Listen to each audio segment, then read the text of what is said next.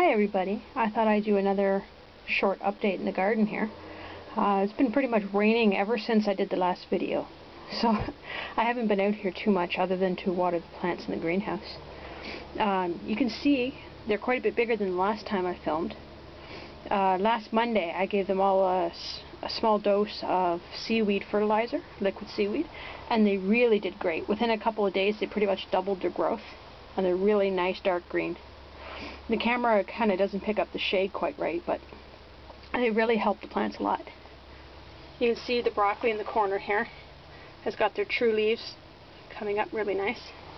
They should be moved to the other garden bed probably in a week or two. As soon as the weather gets nicer, I can start hardening them off. And all our mixture of different tomatoes, the Henderson Pinks and the Bonnie Bess. Hendersons are still always the biggest tomatoes here. And the little sweetie cherries. I think my girls are going to be growing those in their garden. And then the egg yolk tomatoes. They're another cherry. And then the chocolate cherry there. And then only a couple of those lemon ox hearts came up. So it'll be interesting to see how they do. The Heinz tomatoes are doing really well. There's a couple that haven't come up yet, but there's still a few baby ones starting to pop up. Because the weather's been so crazy this year, they haven't had the stable temperatures and water that they had last year, so I've noticed a little bit different in germination. Last year we had a really early spring, the end of May we had like 30 degrees Celsius temperatures, really not normal for here. But it stayed really warm all the way through. I've had to run the heater a lot here because we've had a lot of temperature fluctuations. Yesterday was 5 degrees Celsius, and normally this year it should be, late teens, early 20s. So it's been pretty cold. So considering all that, I think they're doing pretty good. Now these ones, the the ground cherries, most of them have come up. Now I've noticed one thing here. There looks like there's a tomato plant here. Now, I know I didn't drop a seed because this was one of the last flats I planted. I did the tomatoes first. And it looks like all of the things coming up, all the leaves look a little different. So if anybody here has grown ground cherries before, maybe you could let me know if maybe there's a variety of different types in this. We've got some here that have the pointed leaves and then some round ones coming out and they're true leaves.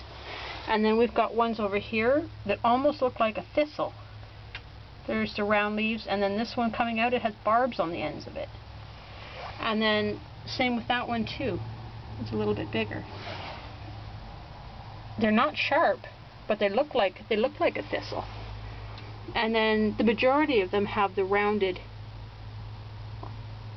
edges. But what do you think? Maybe they mixed up the seeds when they were packing them. Interesting to see what happens. They're supposed to be yellow ground cherries. Over here, the sunberries. Ooh, look, we got grass.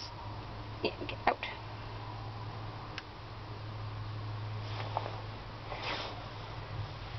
See, the sunberries are up in here.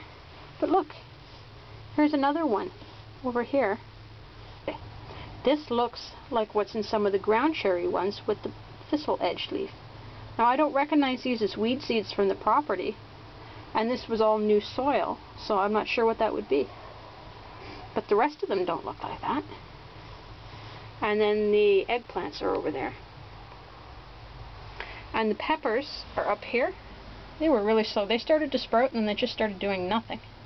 There's one there and there's another little one over here. So hopefully those green peppers will pick up.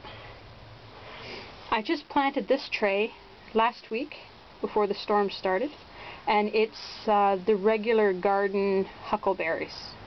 They haven't started coming up yet, but hopefully they will be soon. And we grew these last year, so it's seed that I saved, but we didn't really get to try any of them for cooking because our kids kept eating them all.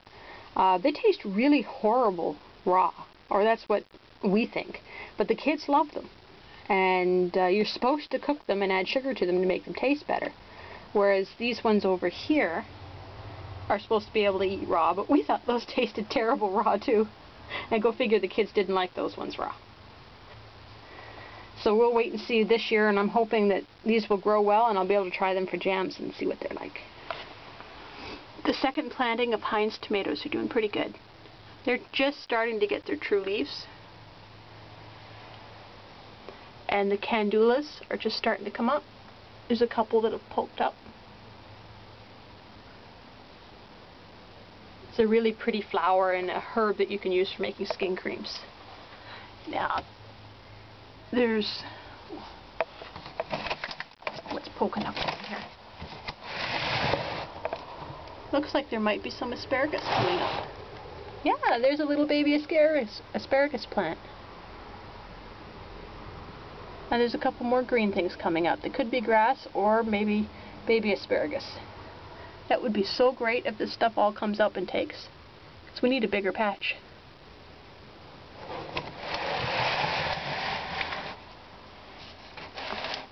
And this is all my yellow cosmos that'll be going in the flower beds.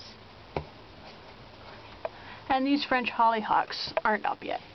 I don't know, they just might. Maybe the seed was too old. I should have tested it first, but I forgot. And our watermelon, crimson sweet watermelon, about half of them have come up.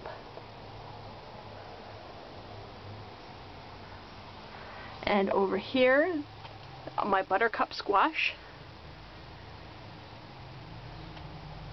Again, about half of them are up. The weather holds stable. In about another week or 2 weeks, I'll be able to put the squashes and watermelons out in the garden. This weekend coming up is our last frost date, but with the cold weather we've had, I have seen before we get a hard frost, you know, a week or two past that, so I don't want to risk my plants.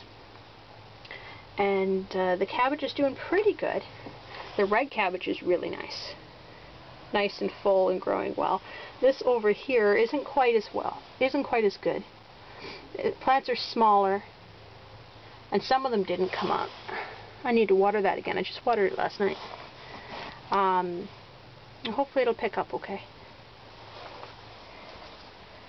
The basil, it's just starting to get its true leaves as well. Look, here's another one of those weeds. I wonder if my soil mix had weeds in it, because that's got that rounded edge on it too.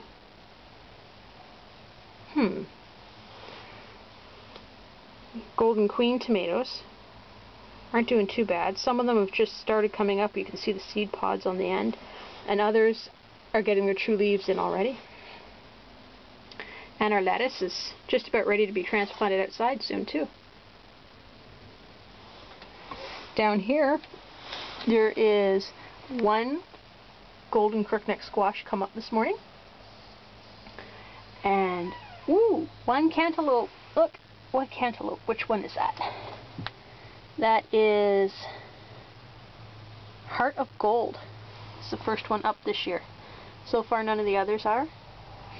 And what kind of squash was over here? My butternuts. No butternuts yet. Hopefully soon. Everything's taking slower to germinate. They know the weather's nasty. Now, down here,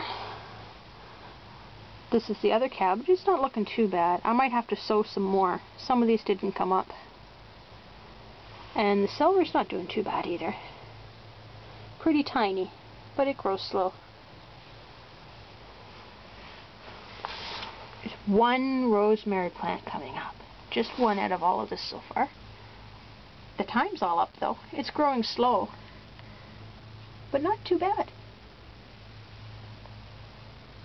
Parsley, we've got 2 plants that have come up. And sage, there's 4 or 5 there that are starting. And the catnip, 3 of them have come up. Oh, I see another one's just starting. Okay, make that 4. Hopefully the rest will pick up. I think everything will do well if we just get some nicer weather. Last Wednesday, before the rain started, we got this planted with our potatoes. We put most of it in white, and the last 3 rows on the far side is red potatoes.